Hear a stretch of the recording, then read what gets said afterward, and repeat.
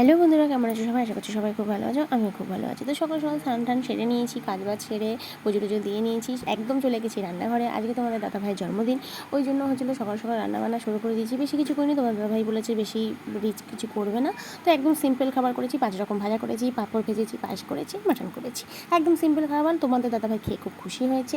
তারপরে আমি সন্ধ্যাবেলা ভাবলাম যে কেক আনতে যাবো, তার আগে দেখি তোমাদের দাদা ভাই একটা প্যাকেট এনে আমাকে হাতে ধরিয়ে দিল মন জিনিসের।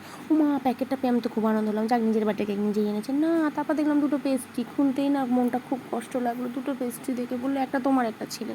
তো দুঃখ কষ্ট মনে চেপে রেখে তোমার দাদাভাইকে এক টুকরো দিয়ে দিলাম, কারণ হচ্ছিলো যাক বার্থডে বয়, বেকার হচ্ছিলো, ঝামেলা করে লাভ নেই, থাক বাদ দাও। আর কিপটে, এত কিপটে তোমার দাদাভাই, আর কি বলবো বলো।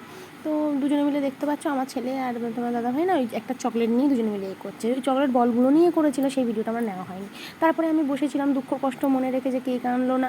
তো বসে থাকতে থাকতে তোমার দাদাভাই দেখি বলছে নিচে নেমে আসো, একটা জিনিস দেখাবো। আমার নিচে নেমে গেলাম, প্রথমে বলেছিলাম যাবো না, তারপর নিচে নেমে গেলাম, গিয়ে দেখি বলছে চিকেন চাপ আর তন্দুরি রুটি এনেছি। তো শুনে না একটুখানি রাগও হলো, হাসিও পেলো, মজাও লাগলো। তো চিকেন চাপ আর তন্দুরি রুটি আমিও পাতে বেড়ে নিলাম। চিকেন চাপ দিয়ে তন্দুরি রুটি কার না ভালো লাগে। তোমার দাদাভাই দেখলাম আমাকে সারপ্রাইজ, যার বার্থডে আমি তাকে সারপ্রাইজ দিই, সে আমাকে সারপ্রাইজ দিচ্ছে।